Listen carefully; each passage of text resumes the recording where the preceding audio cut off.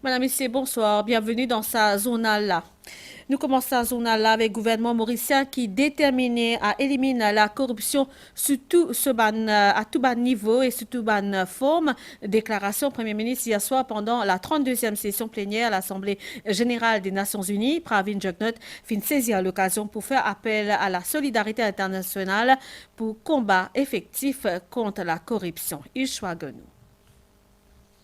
Première réunion plénière, 32e séance spéciale l'Assemblée générale des Nations Unies, qui consacrée à un défi face à la corruption dans le monde, avec une mesure de prévention et que moyen pour combattre ce fléau-là qui nuit à tout un pays dans le monde.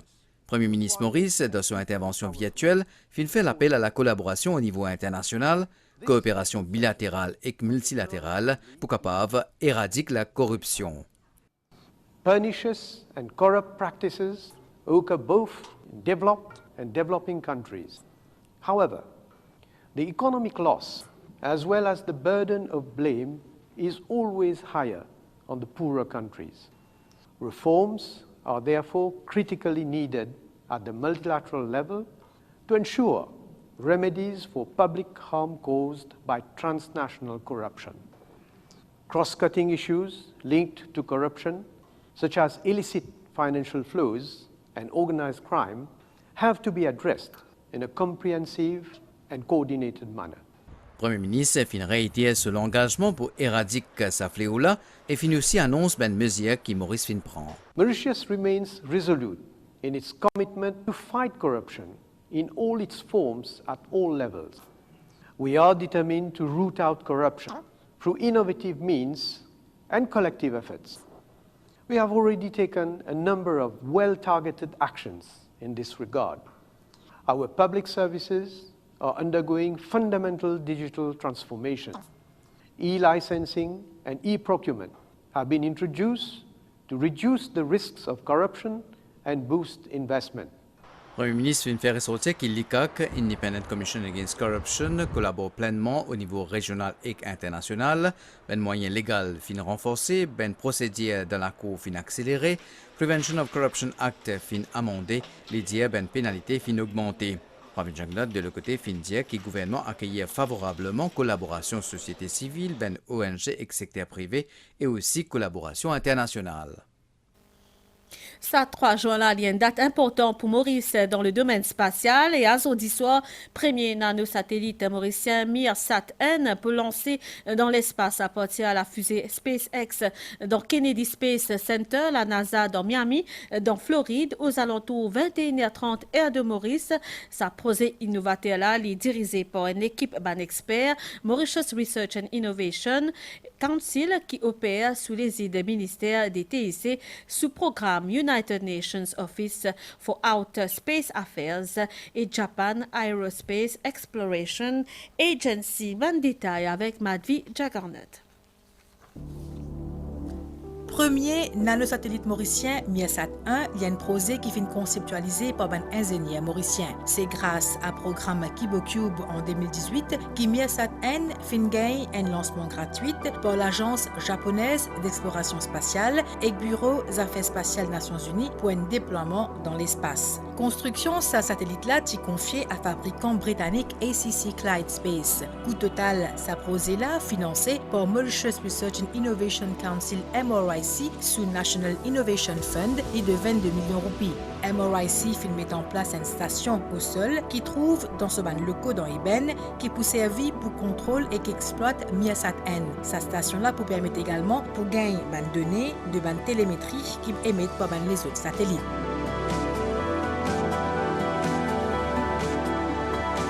À travers sa nanosatellite-là, Maurice peut ainsi engager dans une nouvelle initiative pour exploiter la technologie spatiale pour se donner l'avantage socio-économique, notamment en termes de données maritimes et météorologiques, et surveillance d'une zone économique exclusive. Dans le but de réduire le risque de propagation virus COVID-19, pour un nouveau règlement qui rentre en vigueur pour le secteur de l'éducation et de la santé à partir lundi 21 juin 2021. C'est ce qui fait une annonce attorney général Manish Gobin qui dit intervenir aujourd'hui après-midi pendant conférence de presse Comité national de communication sur la COVID-19.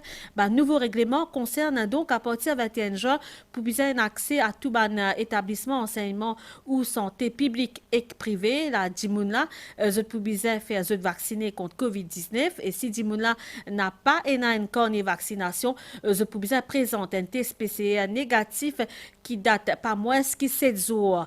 Ban étudiant moins que 18 ans et ban patient qui est malade, je peux exempter de ça ban règlement là et c'était pendant la tranche question qui est réservée à la presse. Attorney général fin déclaré qu'il n'a pas nécessaire et n'a des doses mais au moins N pour avoir accès à sa institution-là. On écoute un extrait de la déclaration attorney général. Pour réduire les risques de propagation dans ces deux secteurs d'activité, notamment le secteur de l'éducation et de la santé, pour un Dimoun qui rentre dans sa institution-là à l'intérieur, pour lui gagner accès à l'école, pour lui gagner accès à l'hôpital, clinique privée, centre formation MITD, etc., ça dit moun qui peut rentrer là, il a accès à l'ibicin, ENAN, SOCOT, vaccination COVID-19, pour lui montrer qu'il y a un moun vacciné. L'État lui montrer ce code vaccination, sa code vert qui est ministère de la Santé de nous, quand vous faites un vaccin, vous montrez ça, vous prouvez que vous fait un vaccin COVID-19, vous gagnez accès à l'intérieur. Si vous n'avez pas fait un vaccin, là, vous devez montrer un résultat test qui appelle test PCR et ce résultat-là montre qu'il est test négatif. Et ce résultat-là, il ne faut pas plus que 7 jours depuis qu'il vous fait faire test PCR.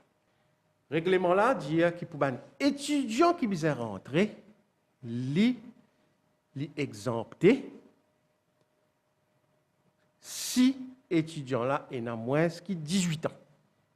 Pour ban 10 moun malade qui vient rentrer dans l'hôpital, ça 10 moun là aussi, li capable rentrer dans l'hôpital clinique parce qu'il li peut prendre soin et li capable accompagner par un 10 moun avec lui.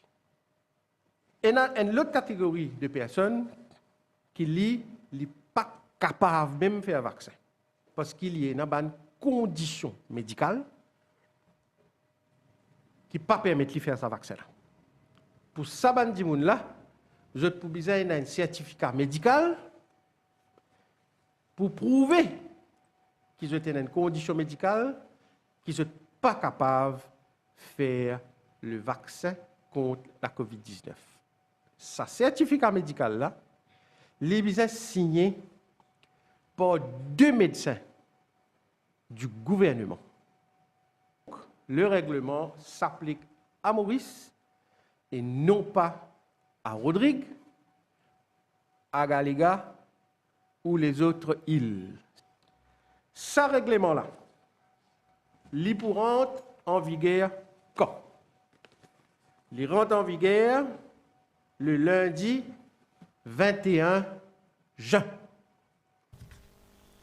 Le 5 juillet, c'est date à laquelle tous les élèves et étudiants dans Maurice pourraient reprendre l'école dans un établissement respectif à la rentrée scolaire qui peut faire par phase, pas tous les élèves qui sont présents en même temps dans l'école, seulement la moitié nombre des élèves pour physiquement présents chaque jour. Une autre mesure qui besoin retenir l'accès dans l'école pour refuser à tout le monde qui n'a pas fini de faire au moins une dose vaccin ou un résultat négatif PCR. N'écoute ministre de l'Éducation Lila David Dukan Lotchman. À Rodrigue et à Galéga, l'école reprendra comme prévu le 14 juin et que les classes commenceront le 14 juin. Dans le cas de Maurice, il est bien clair qu'il nous peut agir avec le conseil du ministère de la Santé et qui commence le 14 juin avec l'admission dans les grades 1 au primaire, grade 7 au secondaire et grade 10 dans les collèges régionaux comme dans les académies. L'admission se fera le 14 juin. En même temps, à partir du 14 juin jusqu'au 21 juin, de grade 1 à 9, prenant la distribution des livres à l'école et le chef de l'établissement scolaire pour informer les parents quel jour venir récupérer les livres à l'école et cela se fera du 14 au 21. À partir du 21 juin, on commencera avec le remote learning. C'est-à-dire à partir du 21 juin, pour les grades 1 à 9, il y aura des cours dispensés chez les chaînes de la télévision de la MBC.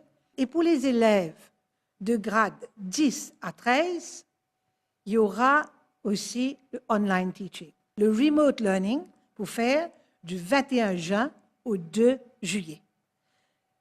Les classes en présentiel pour faire à partir du 5 juillet.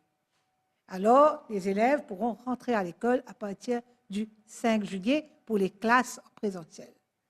Là, toujours pour assurer la sécurité des enfants, la rentrée des classes pour faire en phase, c'est-à-dire ne pas prendre à aucun moment plus de 50% des élèves à l'école pour assurer de sécurité, tout en gardant le protocole sanitaire, c'est-à-dire prise de température, port du masque, etc. Mais comment on dit, ils prennent phase entry. Alors, les élèves de grade 1 à 3 au primaire pour venir pendant 2 jours. Les élèves de grade 5, 4, 5 et 6 pour venir pendant 3 jours. Et cela jusqu'à la fin du premier trimestre. Le même principe s'appliquera pour les élèves de Special Education Needs. Le même système s'applique pour une formation, pour un centre de formation technique, le secteur TVET, à la MITD. Et cela s'applique pour le privé comme pour le public.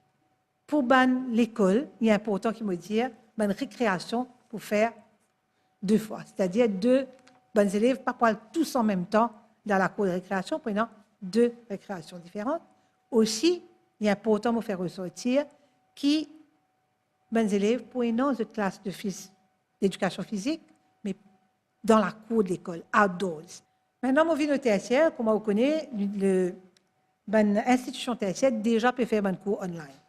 Mais à la rentrée, whenever l'institution tertiaire est ouverte, c'est la pause, c'est-à-dire toujours après le 5 juillet, et dépendant de autres calendriers, pour maintenir le principe de 50% d'élèves à la fois. Et bien sûr, en suivant un protocole sanitaire qui besoin. Là, je suis content d'y aller aussi, qu'avec les règlements, tous les élèves au-dessus de 18 ans pour obliger à faire le vaccin. Ministre de la Santé Kalesh Jagatpal lance un appel pour que tout personnel de la santé fasse vacciner. Il fin aussi évoque dispositifs qui peut mettre en place dans l'hôpital à côté des docteurs pour disponibles pour fournir un certificat médical à tout ce qui est dans le secteur de la santé et de l'éducation qui n'a pas en mesure de faire la vaccination en raison de conditions médicales. Ministre Jagatpal fin aussi faire le point sur la situation COVID-19 dans le pays en réponse à une question. La presse, ministre de la Santé fin indiqué qui vaccin Sputnik fin validé par le comité vaccination de Maurice. Les fin aussi lance un appel à ban morceaux hors bilan à proximité des ban écoles pour qu'ils se fassent vacciner. La suite sa zone là après ça passe pibla. La journée commençait par faire du télébé. Partage nous qu'il tire, faire mollet content. Un petit alouda, un bon gâteau au chocolat. Ça fait moi plaisir comme mot avec toi. Quand la zone est finie, nous prenons l'outil les temps. Et que toi et que moi, et que tout nous célébrer. Mais n'a tout surprise pour partager. toujours plus avec Farmland. Farmland, the smart choice. Nouvelle de Sri Lanka peut préparer à ban pire des man scénario après qui finira un naufrage porte-conteneur MV Express Pearl. Madame, ici, ça journal en créole mauricien fini ici. Merci pour l'attention. Passez une bonne soirée. Le ban MBC. Au revoir.